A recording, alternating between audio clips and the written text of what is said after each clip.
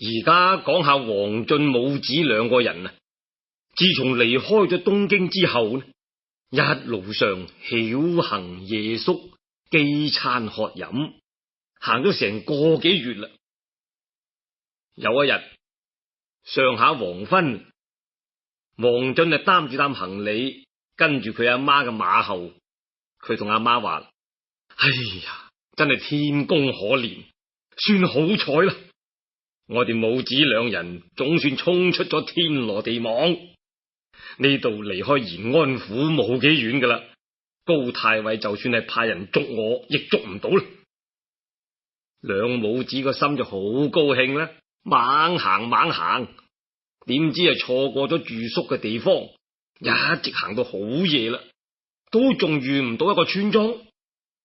咁去邊度瞓好呢？今晚正在午收嘅時候，忽然見到遠遠嘅樹林裏邊有道燈光閃下。王進見到就話啦：唉，好啦，去到嗰處講翻幾句好話，借住一晚，聽朝一早再起行啦。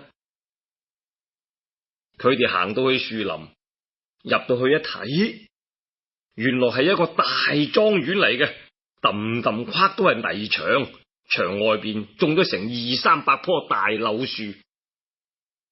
王進啊嚟到莊前，拍咗好耐門，咁啊有個莊客出嚟，王進放低擔行李，同佢行咗個禮。個莊客就問：嚟我哋個莊有咩事啊？小人兩母子貪快行多咗路程，錯過咗客店，嚟到呢度前不近村後不近店，想喺度借住一晚，聽朝一早起行，房錢該幾多就照俾，萬望多多方便。咁啊，你等一等啦，等我入去問下莊主太公先，如果肯咯，喺處過一晚冇所謂嘅，你等等啦吓，大哥方便下啦。個莊客入咗去，過咗一陣就出嚟啦。莊主太公叫你兩個入去。王進叫佢阿媽落咗馬，自己係擔住行李，牽住隻馬，跟隨住個莊客入到去裏邊嘅打麥場，然後放落擔嘢，將隻馬綁喺柳樹上面。兩母子就行入去間草堂見莊主太公啦。呢個莊主太公60零歲，頭髮鬍鬚都白晒噶啦，戴住頂遮塵暖帽，着住件直縫寬衫，腰束黑絲帶，腳穿熟皮靴。王進一見面就拜，太公啊連忙話：客人唔使咁多禮，唔使咁多禮，你哋都係出門趕路嘅人，辛苦咯，坐啦。王進兩母子同太公行過禮，都坐落啦。太公就問佢哋話：你哋係喺邊處嚟啊？乜咁夜嚟到呢處呢？小人姓張，係京師人，因為做生意蝕咗本，冇得做啦，而家要去延安府投奔親戚，點知今日貪快行多咗啲路程，錯過咗客店，想喺貴莊借住一晚，聽朝一早起行，房錢啊照例拜納。唉，冇所謂嘅，有邊個孭住間屋出門噶？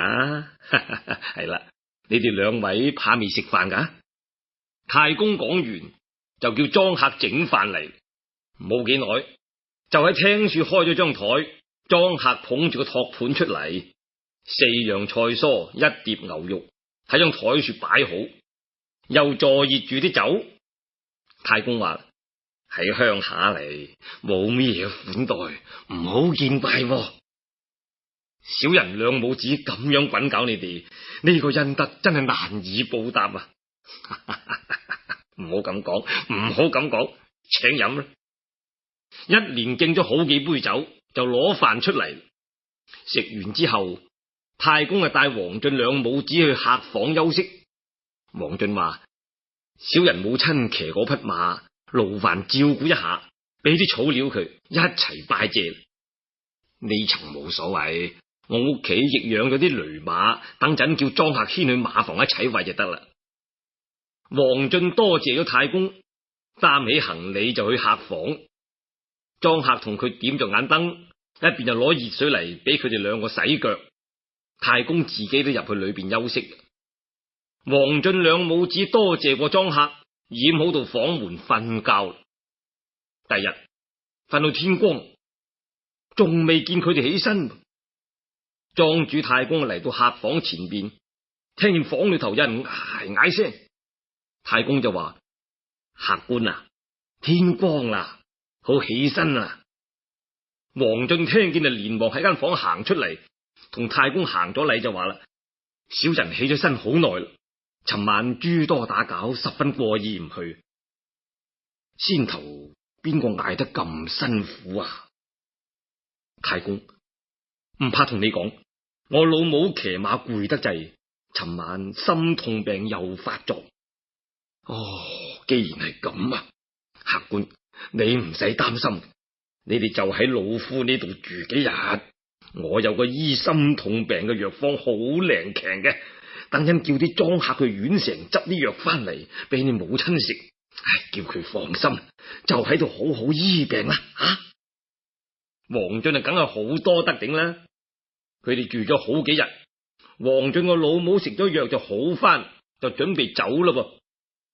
嗰日王進去馬房睇下隻馬，只見喺空地處有個後生仔，隨大赤肋，佢個身上邊係刺咗花紋嘅，刺住幾條青龍。呢個後生仔面口好白淨，好似隻銀碟咁，約莫18、19歲，揸住條棍喺度舞緊。王進睇咗一陣，唔覺意講咗一聲話：呢條棍都算使得好啦，不過仲係有啲破綻，贏唔到真好漢。嗰個後生仔聽到就火滾啦：你係咩人啊？咁大膽！咁笑我啲本事唔使得，我拜過7、8個有名嘅師傅，我又唔信唔及你噃，你敢唔敢同我爭兩下呢？話猶未了，太公嚟到就喝個後生仔話：唔准咁冇禮！邊個叫呢個嘢笑我嘅棍法啊？太公就問王進話：莫非客官你會使槍棒咩？都會得啲嘅。請問太公，呢個後生仔係府上邊位啊？係我個仔。哦，既然係府上嘅小官人，如果佢中意學，咁小人指點下佢好唔好呢？咁就好咗極咯。太公即刻叫個後生仔嚟拜師傅咯。嗰個後生仔啊，邊肯拜至得噶？佢越發嬲啦，佢話：阿爹，你唔好聽呢個嘢亂咁噏啊！如果佢贏得我呢條棍，我就拜佢為師係啦。王進就話：小官人，如果你睇得起，就教兩一棍玩下啦。嗰個後生仔就喺空地當中，將條棍舞到風車咁轉。你嚟啦，你嚟啦，怕嘅就唔係好漢。王進一味笑，唔肯喐手。太公話：客官既然話肯教我呢個頑皮仔咯，玩一棍咁多又何妨呢？怕衝撞咗令郎嘅時候唔好睇，咁係唔拘嘅。就算係打斷咗手腳，亦係佢自作自受嘅啫嘛。咁就恕我無禮啦。王進講完就去槍架上面攞咗一條棍，揸住喺手嚟，行開去空地，擺咗個姿勢。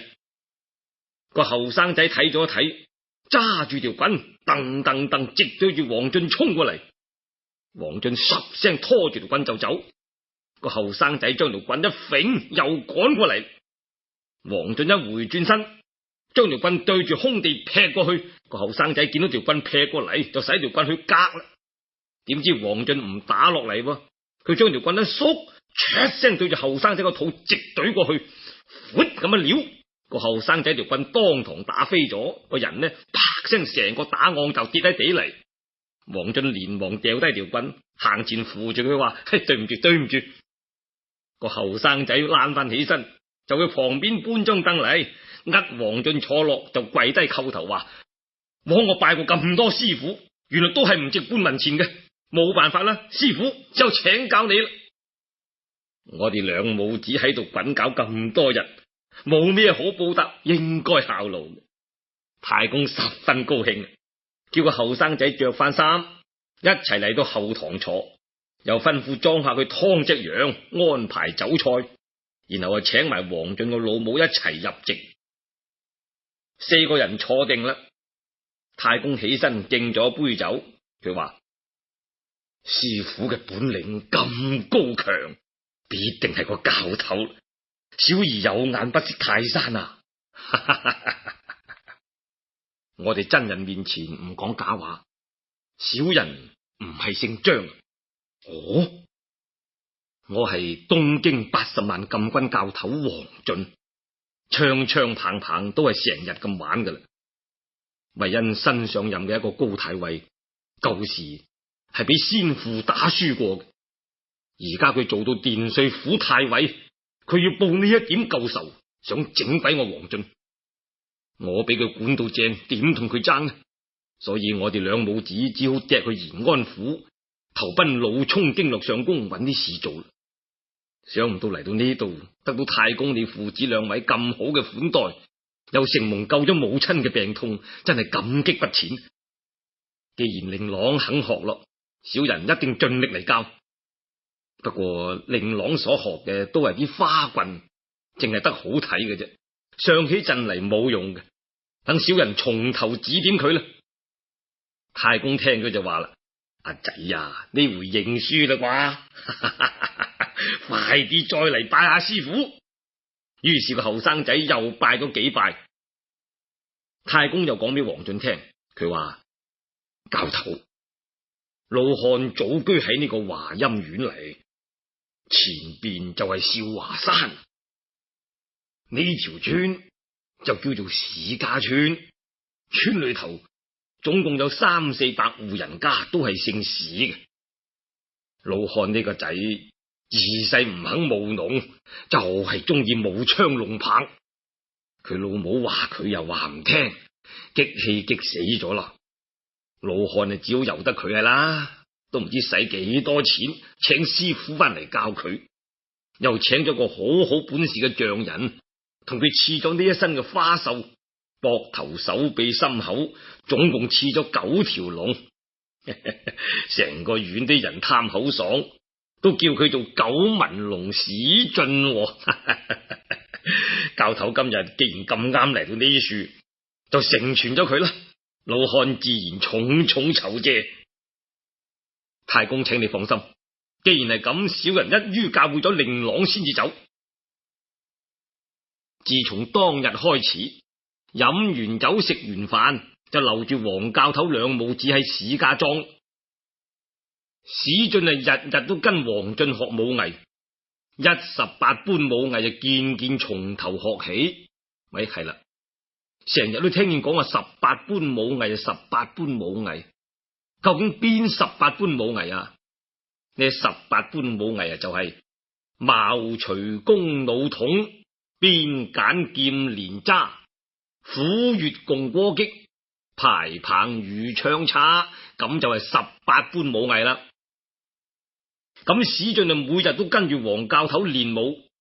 史太公喺華陰縣做理政，呢啲又唔多講佢。日子過得快，不知不覺已經過咗半年有多。喺呢半年多裏頭，史進得到王進盡心指教，對呢18般武藝重新學得十分精通熟練。王進見佢學得咁好啦，個心諗喺呢度雖然係好啊，只冇乜結局㗎。有日佢諗起嚟就要辭別史進去延安府啦。史進就唔肯放佢走，佢就話：師傅，你就喺呢處住落去啦，小弟奉養你母子兩個人一直到老，咁幾好呢？賢弟，多得你咁關照，喺呢處係非常之好，就係怕高太尉追捕到嚟呢處，連累咗你就唔妥當。我係一心要去延安府投奔老沖經略嗰度揾份差事，嗰度係鎮守邊疆，正係用人嘅時候，可以喺處安身立命啊！史進同太公苦苦留佢都留唔住，只有擺酒同佢送行係呢，又送咗2匹綢緞、100兩花銀謝師。第二日，王進執拾好一擔行李，備好馬，母子兩人同史大公辭過行，王進就請阿媽上咗馬，滴滴噠噠，滴滴噠噠就向住延安府路途出發啦。史進叫個莊客擔住行李，親自送咗10里咁遠。唉，真係送君千里啊，終須一別。雖然個心好唔捨得啊，亦只有拜咗師傅幾拜，同師傅灑淚分別係啦。黃教頭啊，依然自己擔起擔行李，跟住馬同個老母一路去關西延安府啦。而家唔講咁多王進去投軍嘅事啦，淨係講下史進。史進佢翻到去史家莊啊，每日只係鍛煉氣力。佢正係壯年嘅時候，又未曾娶老婆嘅，都係半夜3更就起身演習武藝，日頭呢就喺莊後個空地跑馬射箭，係咁樣過咗未到半年，佢父親史太公啊得咗病，病到唔起得身。史進就叫人四處咁請啲好醫生翻嚟同阿爹睇病，點知醫唔好咯，嗚呼哀哉，太公啊過咗身。史進辦完喪事之後，佢個人又唔肯務農嘅，亦唔願管理家業，只係好似平時一樣，日日都揾人嚟耍刀耍槍練習武藝。就係咁樣，又過咗3、4個月。當時正係6月中旬，個天好熱。有一日，史進就冇咩好消遣，就擔咗張挨平椅，坐喺打麥場牆邊嘅樹蔭底下唞涼。喺對面叢林一陣陣清風吹過嚟，史進喝彩啦，嘿，啲風真涼爽啊！正喺處唞緊涼，忽然見到有個人探頭探腦喺嗰邊裝下，史進就喝咗聲話：哈，作怪！邊個喺嗰樹裝下啊？史進跳起身，轉過咗樹背後，行過去一睇，認得嗰個人係獵戶李吉。史進就喝佢話：李吉，嚟我莊樹裝咩啊？嚟探下盤摸下底係嘛？李吉上前行咗個禮話：哦，大郎，乜說話呢？乜說話呢？小人想嚟搵矮仔阿姨去飲碗酒啫，因為見到大郎喺樹唞緊涼，所以又唔敢過嚟衝撞嘅。係啦，李吉，我嚟問聲你，往日你時時都擔啲野味嚟我個莊樹賣嘅，我未曾虧待過你啊？點解呢一排總唔見攞啲野味嚟賣啊？蝦我冇錢買係嘛？哎呀，大郎，小人點咁呢？家人一直都冇野味，所以冇嚟啫嘛。亂噏！咁大一個少華山，山又深時，地又闊，我就唔信冇幾隻黃頸野兔啊！大郎啊，你有所不知啊！近來喺山上邊多咗一幫賊啊，砸落個山寨，喺上面聚集咗6、7百個小流羅，仲有100零匹好馬。做頭嗰個大王叫做神機軍師朱武，第2個叫做跳澗虎陳達，第3個叫做白花蛇楊春。呢3個人做頭，打家劫舍，華陰縣治佢哋唔掂，出到3000貫賞錢，招人嚟捉佢哋啊！只有邊個敢去惹佢哋啊？就係因為咁，我哋都唔敢上山去打獵啦。咁點有野味攞嚟賣呢？又冇錯，我亦聽講話有一班賊，只估唔到嗰班家伙咁巴閉，係咁就一定會嚟騷擾嘅。李吉啊，總之你以後打到啲野味就攞啲嚟啦吓。好咧，大郎。李吉行咗個禮，扯咗啦。史進行翻入廳，佢諗，呢班家伙要大搞，必定會嚟騷擾村莊。既然係咁啊，好啦。於是史進就叫莊客揀2隻肥大嘅水牛劏咗佢，攞出幾錢屋企自己剩嘅靚酒，燒咗一刀紙錢拜神，就叫莊客去請呢處3、4百家史家莊戶都嚟屋企大廳，按照尊卑輩分嚟坐落，叫莊客同大家敬酒。史進同大家話：我聽講少華山上邊有3個賊佬，聚集住6、7百個小流羅，到處打家劫舍。呢班家伙既然要大搞咯，必定遲早都會嚟我哋條村囉嗦嘅。我今日特登請你哋各位嚟一齊商量下，如果嗰班家伙嚟嘅時候，各家都要準備好。我個莊一打起梆子呢，你哋大家就攞住刀槍前嚟救應。你哋各家有事亦係咁樣，總之就係互相救護，共保村莊。如果係賊佬自己嚟，就等我嚟解決佢啦。大家聽咗都話啦，我哋啲耕田人仔，凡事都係靠大郎你作主嘅啫。一打響梆子，邊個敢話唔嚟啊？當晚大家飲完酒，散咗席，就各有各翻屋企準備刀槍兵器啦。自此之後呢，史進就修理好啲門戶圍牆，喺莊內設立幾個梆子，準備盔甲，整頓刀馬，提防賊寇。呢啲又唔講佢字。而家講下少華山山寨裏邊嗰3位頭領，為首嗰個神機軍師朱武係定遠人士，能夠使2口雙刀。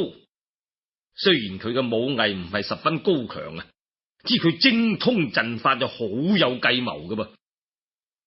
第二個好漢姓陳名達，人稱跳澗虎，係鄴城人士，使一條出白點鋼槍。第3個好漢姓楊名春，外號白花蛇，係蒲州解良縣人士，使一口大竿刀。呢一日，3個頭領喺度商議事情。朱武對陳達、楊春話：我聽講華陰縣出3000貫賞錢，招人捉我哋，兵馬一嚟就要同佢哋殺過。啲山寨錢糧欠缺噃，我哋不如去劫啲翻嚟，供應山寨嘅使用，同時積存啲糧食喺個山寨嚟。第日官軍嚟咯，我哋咁先至能夠堅持得住噶嘛。跳澗虎陳達話：講得啱，而家就去華陰縣同佢借啲糧先，睇下佢點。白花蛇楊春話：唔好去華陰縣啊，去蒲城縣啊，萬無一失。陳達話啦：蒲城縣人家稀少，錢糧唔多，冇乜好撈嘅，不如去打華陰縣吧啦。嗰處啲人富有啊，錢糧都大把。楊春話：阿哥你有所不知啊，如果去打華陰縣，一定要經過史家村。嗰個九紋龍史進係隻老虎嚟噶，唔好去撩撥佢啊。你話啦，佢點肯放我哋過去呢？兄弟你真怕事，一個村莊都唔過得去，仲敢同官軍打？阿哥你唔好睇小佢啊，佢個人確實使得噶。朱武聽佢哋2個拗咗一輪，就話：我都聽聞佢係十分英雄噶，話呢個人真係有本事。咁咪去啦，兄弟。陳達你嘈起上嚟話：你2個都咪講啦，長別人志氣就滅自己威風。佢亦係個人啫，又唔係3頭6臂，有乜咁厲害啊？我就唔信。人嚟，叫小流羅啦，同我備馬。我而家就去先打史家莊，後取華陰縣。朱武、楊春就再三勸諫，叫佢唔好去。陳達啊，畫啲耳仔上牆，一於唔聽。跟住就穿好盔甲，上咗馬，點咗100、4、5個小流羅，敲鑼打鼓落山嚟，一路去史家莊。呢一日，史進正喺莊前操練兵馬，莊客走嚟報告話少華山有賊嚟啊！咁史進即刻叫人打響梆子。嘿呀，個莊前莊後莊東莊西3、4百史家莊戶聽到梆子響嘅，都有槍攞槍，有棍攞棍，就聚起3、4百人一齊嚟到史家莊。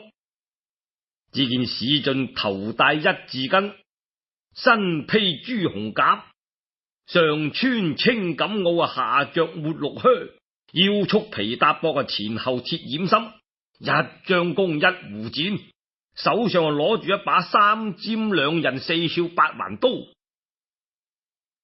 莊客牽過嗰匹火炭赤馬，史進上咗馬，揸住刀，前面擺住三四十個壯健嘅莊客，後邊排住八九十個鄉下佬，各市家莊戶都跟住喺後邊嚟，一齊吶喊，浩浩蕩蕩一直去到村北路口。少華山嗰個陳達就帶住人馬飛奔嚟到山坡之下，就將小嘍囉擺開。史進睇過去，見到陳達頭戴乾紅粒面巾，身披裹金生鐵甲，上穿一件紅衲袄，腳着一對吊墩靴，腰束7尺贊線搭膊，騎住一匹高頭白馬，手上打橫揸住一支丈八點鋼矛。嗰班小嘍囉哇呵咁吶喊助威。兩員猛將喺馬上相見，陳達向住史進就欠身行咗個禮。